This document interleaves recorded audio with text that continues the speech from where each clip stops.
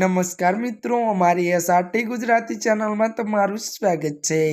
મિત્રો, અત્યારે હાલની સૌથી મોટી અને દુઃખદ ખબર સામે આવી રહી છે। સુરતમાંથી એક મોટા દુઃખદ સમાચાર મળી રહ્યા છે। જ્યાં મિત્રો આપને જણાવી દઈએ કે સુરતમાં ખુલ્લા મેનહોલમાં 2 વર્ષનું બાળક પડ્યું। જ્યાં મિત્રો વિગતવાર વાત કરવામાં આવે તો ત્યારે મિત્રો સુરતના ત્યારે વરિયા વિસ્તારમાંથી ત્યારે રૂવાટા ઊભી કરી દેતી ઘટના સામે આવી છે। જ્યાં મિત્રો ત્યારે મિત્રો શહેરના આ વિસ્તારમાં ગઈકાલે સાંજે એક 2 વર્ષનું બાળક શિવરના ત્યારે ખુલ્લા મેનહોલમાં પડી ગયું હોવાની માહિતી મળી છે। મળતી માહિતી અનુસાર મિત્રો વધુ આપને પણ જણાવી દઈએ કે ત્યારે મિત્રો હજુ સુધી તેની શોધખોળ ચાલી રહી છે। તો બાળકની ઓળખ કેદાર તરીકે થઈ છે।